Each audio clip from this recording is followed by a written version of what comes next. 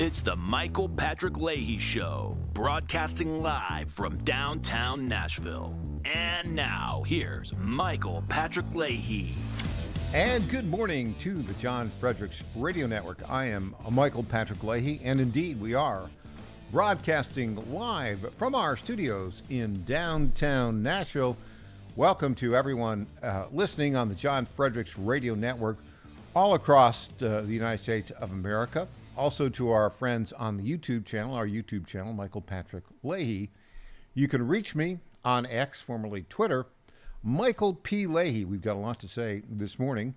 It is Thursday, October 17th, 2024. It's time now for the Morning Rundown, brought to you by the Glock Store, located right here just a few miles from the airport in Nashville, Tennessee. Here we go. Here's the Morning Rundown.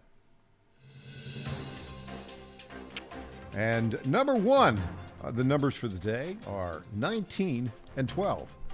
19 days until the election on November 5th, and 12 days until our very good friend Stephen K. Bannon is released from federal prison, where he's been unjustly imprisoned now for 3 months and what are we? 3 months and 20 days roughly so far. But he's out in 12 days, and we look forward to it. We may have an exclusive interview with Stephen K. Bannon either on the day of his release, October 29th, or the following day, October 30th. Number two, Bret Baier interviewed Kamala Harris for 26 minutes on Fox News last night, and she dodged every question, was irritable and angry, and that's being kind. We'll have more on that here in a little bit. Number three, our very good friend Todd Bensman. In our next segment, we'll have a report from the southern border of Mexico with Guatemala. What's going on down there? It's not good, and we'll tell you about that briefly. Number four, Cheryl Fritz with the Michigan News Source joins us in this hour with a breaking poll on the presidential race in Michigan and the Senate race there. Number five, our own friend Robbie Starbuck has some commentary about the announcement yesterday that the United States, under the Biden-Harris administration, is sending yet another $425 million to Ukraine. Meanwhile, a mere pittance to Tennessee and North Carolina, the parts of the states that have been ravaged by Hurricane Helene and the related floods. Number six, this is sort of stunning.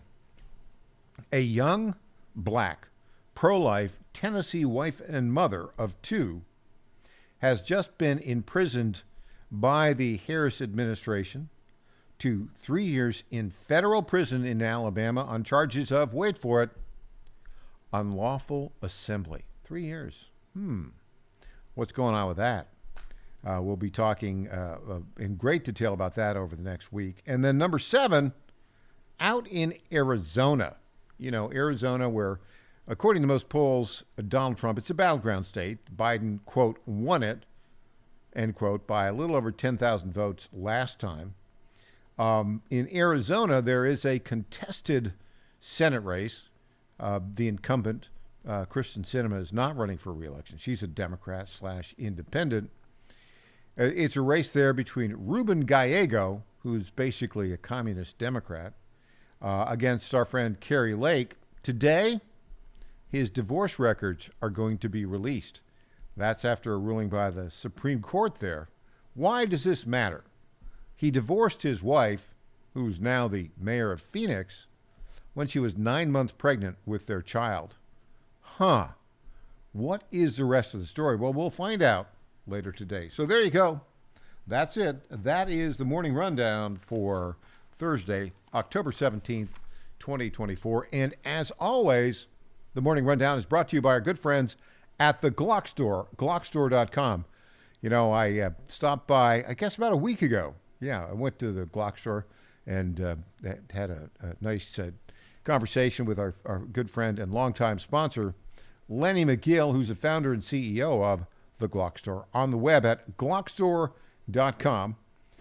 And this is why, by the way, if you listen to this all the time and you say, well, you know, I don't live in Nashville. I can't go to the Glock Store. I can't take advantage of the great training there or the Shoot 270 ranges that they have. Well, anywhere in the United States, actually, you can benefit from the Glock Store. Glockstore.com. They are the number one provider of Glock Store accessories in the United States. You just go online and you order. So if you have a Glock or you want a Glock, go to Glockstore.com. Now, when I was talking with Lenny the other day, he told me they actually have a service.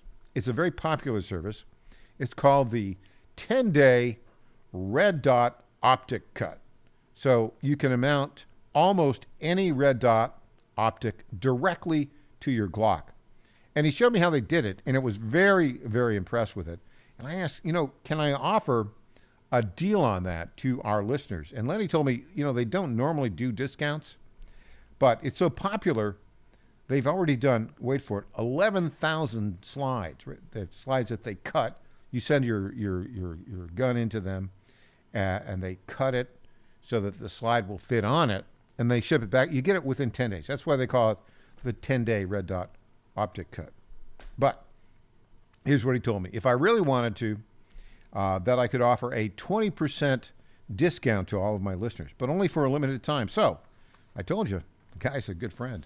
So if you're out there and you have a Glock and you want to get this 10-day red dot optic cut, basically go to Glockstore.com, put the 10-day red dot optic cut only service into your card. It's a lot. 10-day red dot optic cut only service. Put that into your cart, and you'll see the price comes up there. And if you want that 20% discount, put your promo code MPL20. Got a nice ring to it, doesn't it? MPL, Michael Patrick Leahy. This offer is only good to the end of the month. That's 20% off the 10-day red dot optic cut only service, and only when you use the promo code MPL20. MPL20. So there you go. That's the morning rundown. Now let's get back to, brought to you by the Glock Store. Let's get back to last night's another debacle by Kamala Harris. We'll start off with clip 5. Bret Baier only had 26 minutes, and here's clip 5 of that. The illegal immigrants, would you estimate your administration has released into the country over the last 3.5 years? Well, I'm glad you raised the issue of immigration, because I agree with you. It is a topic of discussion that people want to rightly have. And you know what I'm going to talk about. Yeah, but right do you, now, just a number. Do you think it's 1 million, 3 million? Brett, let's just get to the point. Okay, the point is that we have a broken immigration system that needs to be repaired. So your Homeland Security Secretary said that 85% of apprehensions. I'm not finished. We have an it's a rough estimate of 6 million people have been released into the country. And let me just finish. I'll get to the question. I promise you. I was beginning to answer. And when you came into office, your administration immediately reversed a number of Trump border policies. Most significantly, the policy that required illegal immigrants to be detained through deportation, either in the U.S. or in Mexico. And you switched that policy. They were released from custody awaiting trial. So instead, included in those were a large number of single men, adult men, who went on to commit heinous crimes. So looking back, do you regret the decision to terminate Remain in Mexico at the beginning of your administration? At the beginning of our administration, within practically hours of taking the oath, the first bill that we offered Congress, before we worked on infrastructure, before the Inflation Reduction Act, before the Chips and Science Act, before the bipartisan Safer Communities Act, the first bill, practically within hours of taking the oath, was a bill to fix our immigration system. Yes, ma'am. It was called the U.S. Citizenship Act of 2021. Exactly. It was essentially a pathway to citizenship for the... Yes, ma'am. May I finish responding, please? But you have to let me finish, You please. had the White House and the House and the Senate, and they didn't bring up that bill. I'm in the middle of responding to the point you're raising. Okay, so there she's asked a simple question. She refuses to answer it. How many illegals did you let in? It's 3 million, 4 million, 5 million. She wouldn't answer that. She tried to go with this, we dropped a bill that would provide a pathway to citizenship. Well, they dropped the bill and did nothing with it. And then 3 years later, 5, 6 million illegals have been released. 10, 15, how many? A lot. Hey, when we come back, Todd Bensman will be with us. He's in southern Mexico right now. He's with the Center for Immigration Studies. I'm Michael Patrick Leahy. Back after this.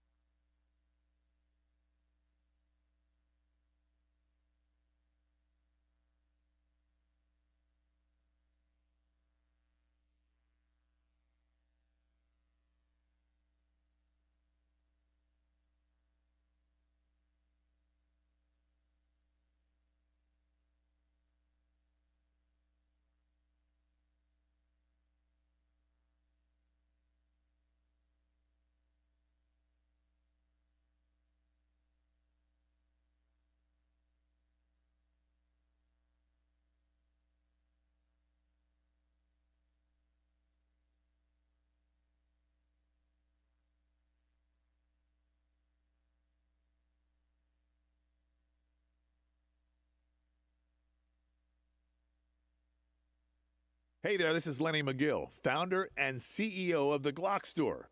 As a proud sponsor of this show, you may have heard Michael Patrick Leahy mention us a few times over the past 4 years.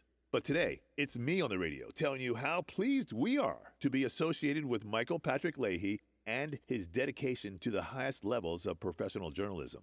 Michael Patrick Leahy has been threatened with jail time in bringing the true facts about that Nashville Covenant shooting to his listening audience. Michael Patrick Leahy, you keep doing what you're doing, and we here at the Glock Store will keep sponsoring your show for the good of Nashville and the entire country. And I'm personally inviting all of your listeners to come visit and shoot at the Glock Store. It's where Michael Patrick Leahy learned to shoot a gun for the first time and where he bought his own personal Glock 19. I'm Lenny McGill, founder and CEO of the Glock Store here in Nashville, just minutes from the airports, worth the drive from anywhere, and a proud sponsor of Michael Patrick Leahy and the Tennessee Star Report. Welcome back to the Michael Patrick Leahy Show. Now, here's Michael Patrick Leahy. And we are joined right now on our newsmaker line by our very good friend with the Center for Immigration Studies. He's now in southern Mexico, right near the border with Guatemala, Todd Bensman. Good morning, Todd. Morning. How are you doing? Well, I'm curious, what is going on down in the southern border of Mexico and Guatemala? Right. Well, this is the enclave that was created by kind of like almost like a Gaza Strip of immigration by the Biden administration in December. They came down. They wanted to get the numbers of border crossers lower at our border for the election campaign, so it didn't look so bad. And what they did is they just had Mexico put 35,000 troops out and scoop up every immigrant they could get their hands on along our border and internally deport them down here to Tapachula and another city called Villahermosa. There are now 150,000 jammed up in this little city down here behind militarized roadblocks so that they can't get at our border and make Kamala Harris look bad and have to answer questions about why thousands and thousands are pouring over the border. This is how they did it. They did it by hemming them up here in Tapachula, and I decided to come down and take a look at what it's like inside this hellscape, which is what it is. Just 150,000. There normally might be 10,000 here. But now there are just that many, and then in Villahermosa there's probably another 100,000, and then in the other cities along in the southern provinces there might be another 100,000, maybe 300,000, 400,000, who knows, all jammed up down here, just waiting for the Mexicans to give the green light about when they can finally just go, which I expect will be maybe around November 6th, I'm just guessing. And when they get the green light to go, where do they go? Straight to our border, Texas, Arizona, California, New Mexico. Why do you say they get the green light on November 6th? Well, my feeling is that the Biden administration cut this deal strictly as a way to keep the visual media away from the border, from getting those pictures of thousands of people crossing, and to move that population to southern Mexico and trap them in a zone down here. And I'm in the zone now with all of them. So I think that they did this for election optics. At the time that Joe Biden himself came down here, which was right at Christmas, nobody was noticing, nobody was paying attention at Christmas, right? Sent Blinken down here on December 27th, 2 days after Christmas, along with Mayorkas, to seal the deal. At that time, we were having 14,000 a day crossing our U.S. border. And the media was down there covering that, and it was driving the polls down. Democrats were looking terrible for the election over those tens of thousands a week crossing, 100,000 a week, 200,000, 400,000 a month pouring over the border under, news drones. And so once Biden, Blinken, and Mayorkas came down here and cut this deal, those numbers dropped from 14,000 a day to 3,000 a day, 90% decline in illegal crossings. And it just now they're out there campaigning saying, what border crisis? Mm-hmm. There's nobody crossing. It's all great. That's because they're here. they're all down here. So I suspect that the Mexicans won't want to continue to do this deal once the election's over, Mm-hmm. and they're not needed. So if Donald Trump were to be declared the victor, let's say, within 72 hours of November 5th, and the Mexicans were to give the green light, Mexican government were to give the green light to let these 400,000 people in the Gaza Strip you described just north of Guatemala in southern Mexico, what happens then? Well, then, in a worst case scenario, you would see this incredible surge of humanity rush to the border before he can take office on January 20th. So they would have maybe 60 days to get themselves over the border before it closes. One thing that I've noticed in doing countless interviews with migrants, all day long for the last 3 days, is they are all very keenly aware that there's a 50-50 chance that Trump's going to win and close that border down. And they are panicked about being stuck here. They are wanting very, very strongly to get to the border and get in before Donald Trump potentially could win. Now, they also are, not that worried if Harris gets in. They're saying, well, Harris is going to let us all in. Yeah, you think if Harris were to win on November 6th, the day after the election, and the Mexican government were to give the green light, all those 400,000 would rush across the border and be coming into the United States. Do you think that's what's likely to happen? Yes, I think whoever wins, they're in a worst case scenario, there very well could be a really mammoth rush on the border, because after the election's over, if Harris wins, it's not needed. They don't have to go through all these convoluted, acrobatics, painful acrobatics down here for the Mexicans. I mean, this is expensive. It's a major domestic political problem for the Mexicans in these areas. Nobody likes it. They don't want them here. And, I think the Mexican government would finally say, well, we don't really need to hold them anymore because we did our job. Harris is in. Todd, let me ask you this question about it. Is there any other media outlet down there covering the 400,000 illegal immigrants just waiting to pounce into the United States on November 6th when the green light comes from the Mexican government? Of course not. There's been no coverage. There's been very little coverage of even the diplomatic deal and the military operation in Mexico that's been raging for 8 months straight. This is not a new story. This has been going on. It's high drama all over Mexico for months and months, ever since Christmas. The military's been out there doing roundups. They're shutting down the freight trains. They're bulldozing migrant camps. They're forcing them onto planes and buses and driving them by force down to this area.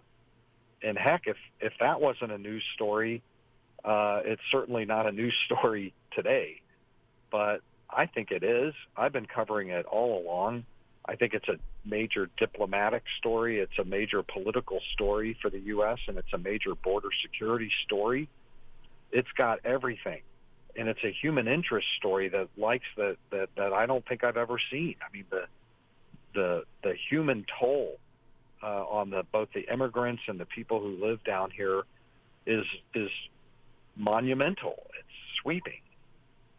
So, great that they're not down here, and I am.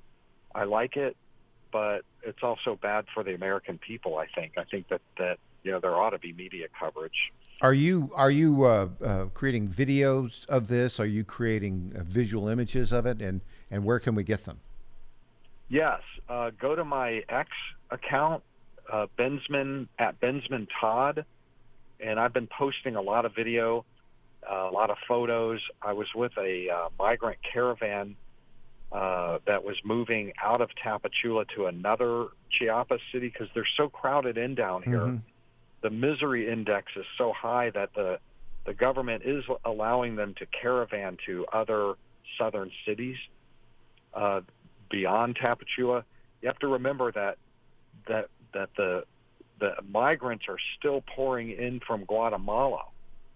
So this city's getting it from both ways. The Mexicans are deporting them into the city while more migrants are pouring into it from the south, and it's just a sandwich, terrible sandwich, an S sandwich, as I call it. Todd, don't you think George Clooney ought to come down there and do a movie about this? Yeah, I think he'd be good at that. Todd Bensman, look, this is a major story. I salute your investigative work on it, Todd, and thanks for going down to that hellscape and reporting the facts on the ground. We really appreciate it. We'll touch base with you next week and get more on it. Todd Bensman, thanks for joining us. Thanks for having me. All right. What a story that is. Untold anywhere, but you heard it right here on the Michael Patrick Leahy Show. Up next, Neil McCabe with his reaction to the Bret Baier interview of Kamala Harris. Back after this.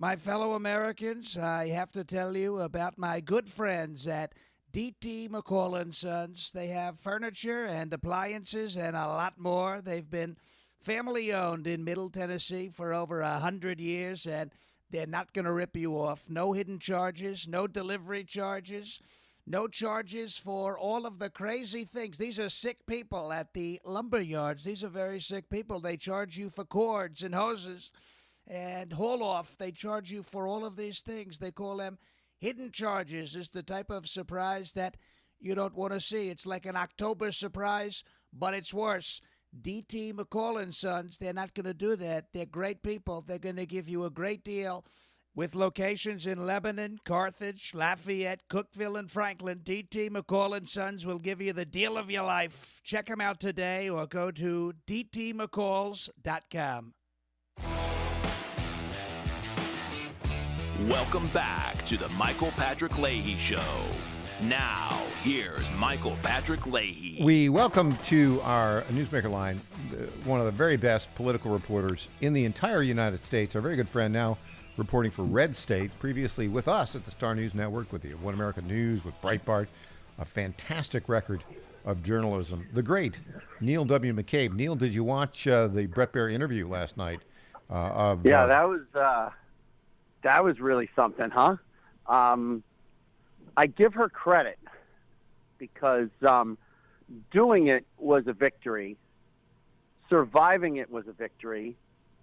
I wouldn't say she had a full-on meltdown. Certainly there was a point where she just started raging at him. I half expected her to say, and clean the gutters. Look at this garage. It's a mess. When are you going to clean your room? He's like, the way he said, yes, ma'am, thank you, ma'am, yes, ma'am, was like, yes, dear, yes, dear, yes, dear. Loaf of bread, gallon of milk, pound of pork chops. Got it, darling. Yes, my darling. Every man in America understands that, yes, ma'am. Yeah, what a nightmare.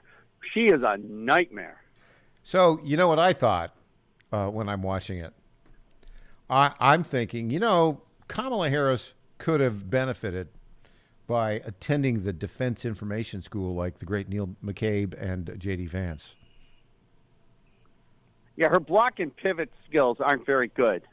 Not like the great J.D. Vance. The other problem she had is that this was her opportunity to break with Biden and to acknowledge the concerns of Trump supporters. Yes.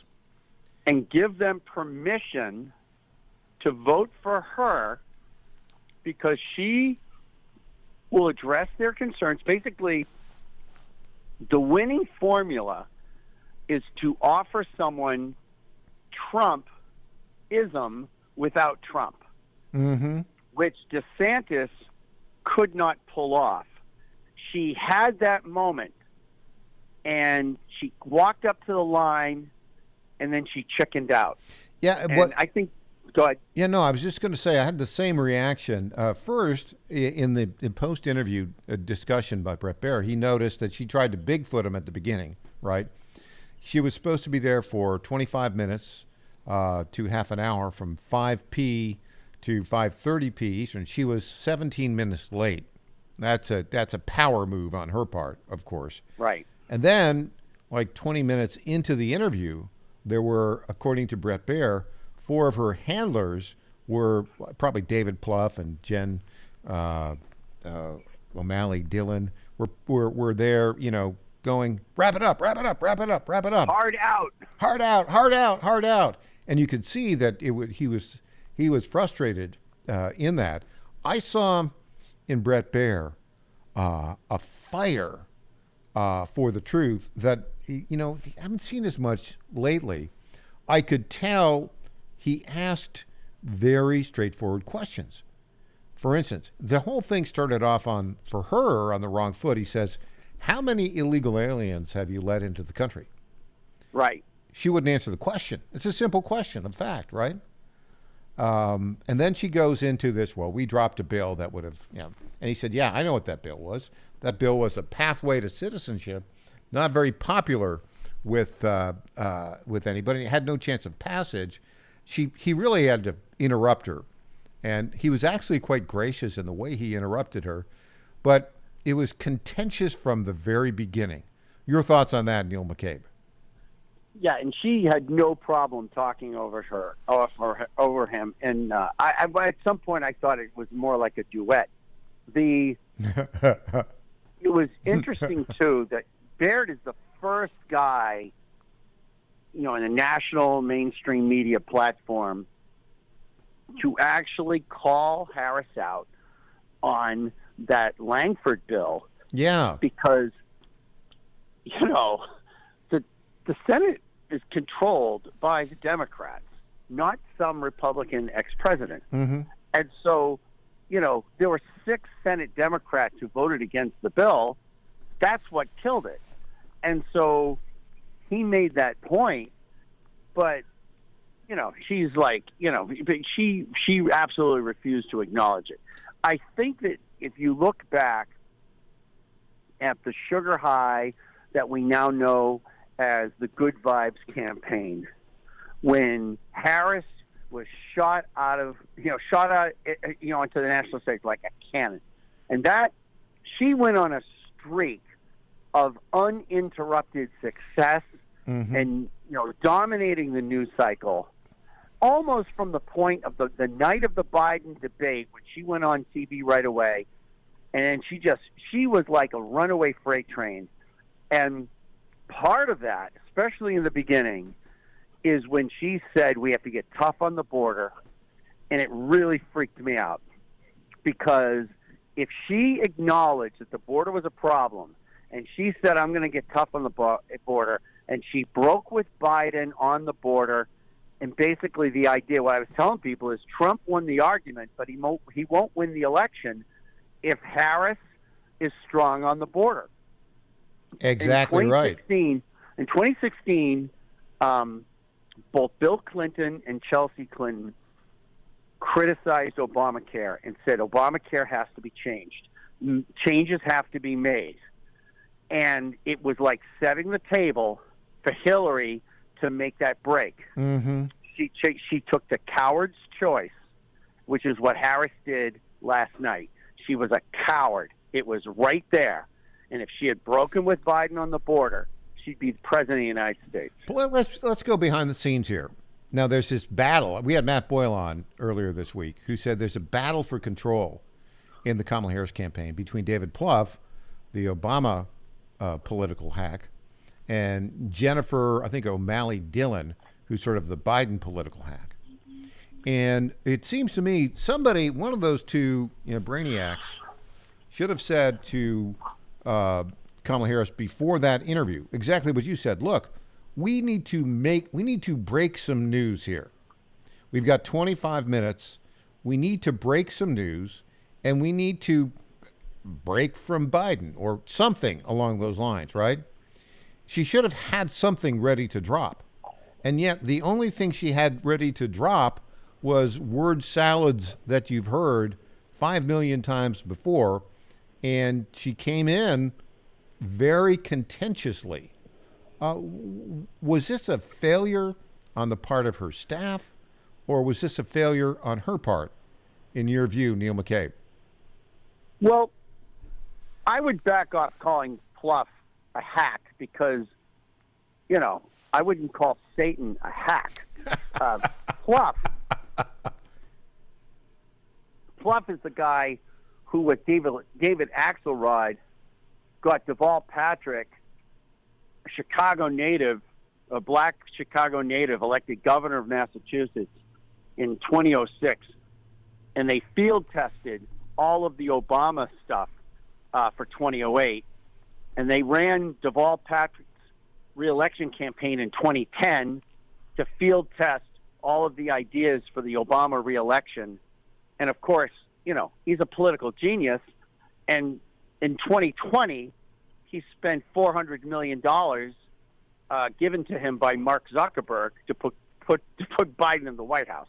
So this is not a small guy. So for people who don't know the name, they should be aware that this is a very significant figure in American political history.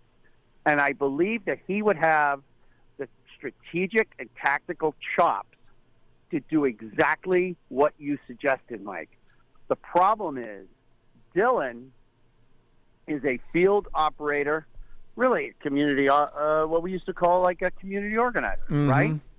And so she can run the precinct, she can run the get out the vote, she's aware of where the yard sites, she can tell you how many yard sites there are in Butler County, but what she can't do is the vision thing. What George H.W. Bush derided when he ridiculed Reagan, he called it the vision thing. I think it's a huge one. I hadn't thought about it in that way, but she could have dropped something big. Don't she you think? Made a big announcement. My guess would be Pluff. I think you're right. Pluff is a very smart guy, evil but smart, and I think my guess is he told her, "You got to make some news. You got to break from Biden," and she wouldn't do it. That's my guess. Because the headquarters of the Harris campaign is Wilmington, Delaware, and everyone working there, except for maybe 10 or 15 people in the senior staff, these are all Biden people who assumed they were going to get great jobs in the Biden administration. And basically, you're asking them to work their tails off so that basically Harris can bring in her own crew. And so Dylan is a holdover from Biden. Now, some people, Mark Halperin among them, has said this is the greatest thing Biden could have done is give Harris Dylan. And obviously they kept her because she's got chops and they need her to get out the vote. But, you got to have a vision. Even if you think about the Biden campaign in 2020, for all of its problems, he was making big announcements. He says, "I'm going to put a black woman on the Supreme Court." It's a very good point. And how I saw Buck Sexton last night said, "Look, the Democrats would have been better off if they kept Biden." I think they're probably right on that. He's still, as dementia-ridden as he is, asterisk, probably would have been better. The last question for you. So the left media on the left, including Mr. Potato Head, Brian Stelter, at CNN, have declared this a great victory for Kamala Harris because she showed strength. Your thoughts about Mr. Potato Head's comments? Yeah, that stuff doesn't work. People say that all the time. It's just like this, the Baghdad Bobism that we see with Harris. It's so crazy. And remember, the Club for Growth spent $10 million of Yass's money, the guy who owns like 20% of TikTok. Yep. They spent $10 million running negative ads against Trump. And they did polling to test to see how bad they had moved, to what degree did they move the needle. They had to stop the ad campaign. They tried 40 different ads, both TV and digital, because even the negative ads helped Trump.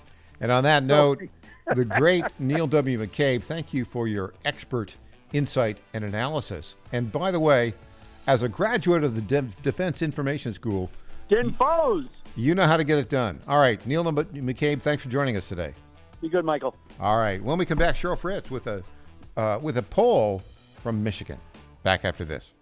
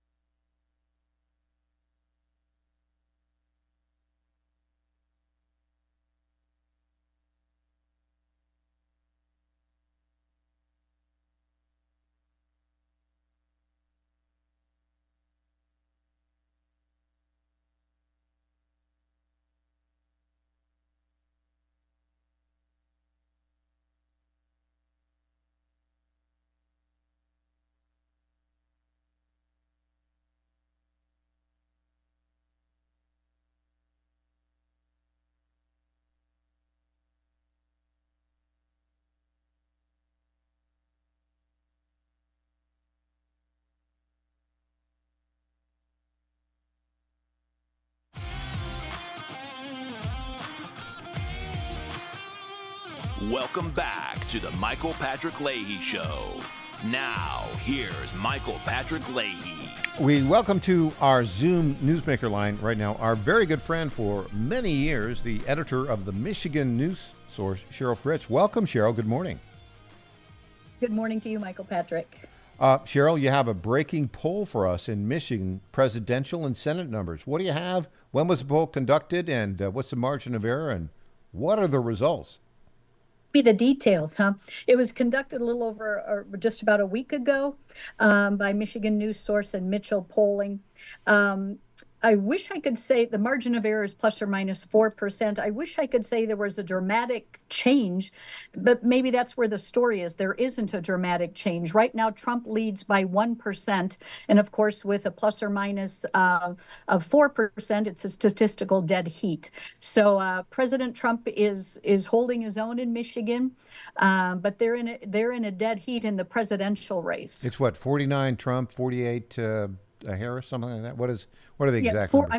I'm sorry. I left out. That's called burying the lead, isn't it? It's 48% Trump, 47 for Harris. 47. Okay, good. Yes, now, exactly. The Senate race between Lissa Slotkin and Mike Rogers, she's a Democrat, far left Marxist type. He's kind of a center right Republican.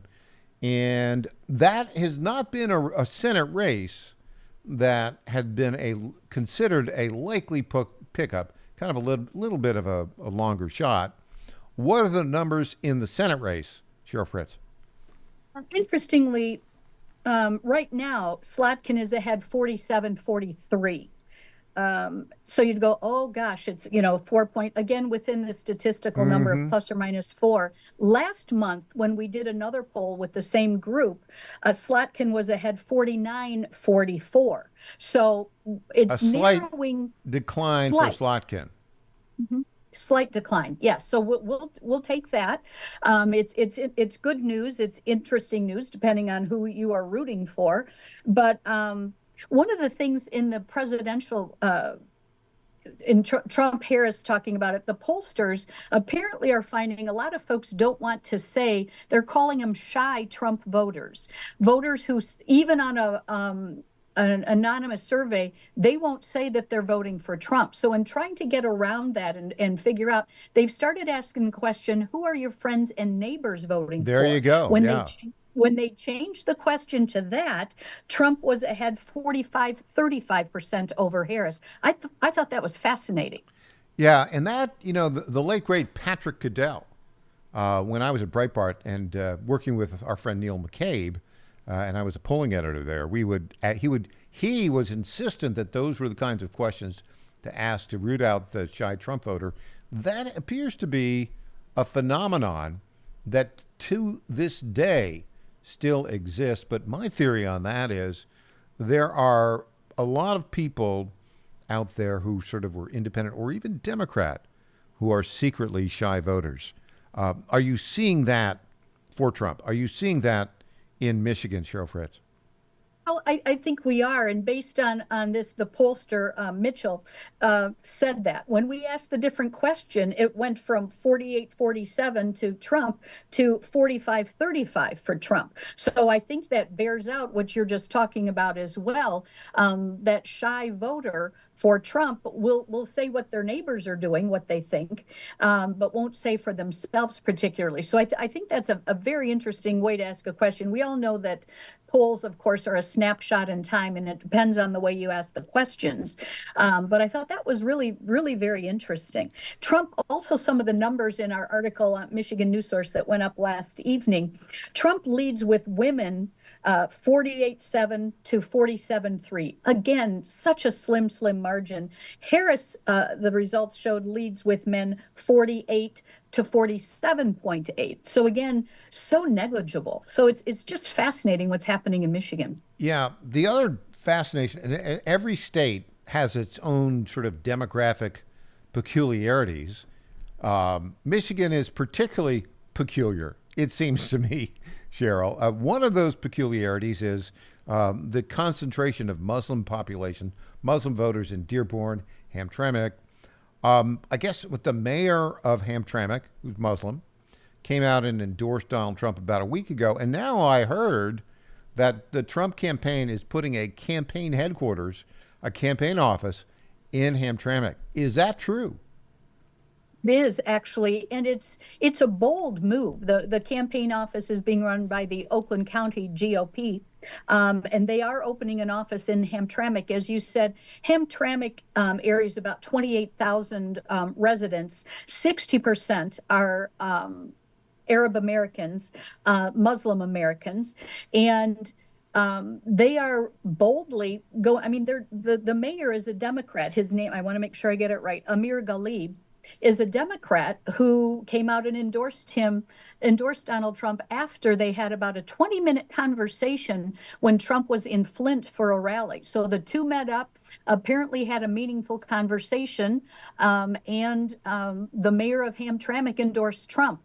The sentiment behind some of this is that a lot of the Muslim Americans believe Harris is weak. Mm-hmm. And they said our only opportunity for peace is with President Trump. So the angle here is, I guess what you could say, that they still are not, they still are not fans of Israel, shall we say, but they also want peace. And they see Harris as weak and Trump as strong in bringing peace about.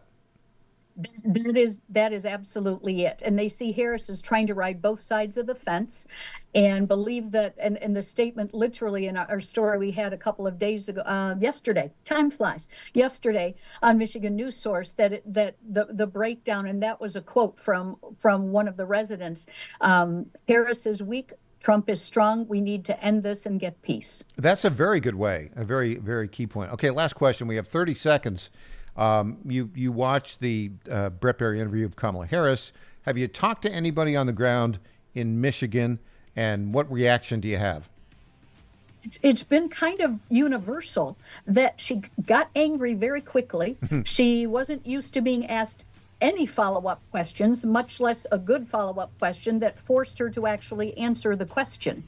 One person that I had a discussion with said she's used to playing softball and Brett Baer was playing baseball. And he was throwing a fastball right down the middle of the plate, and she let it go.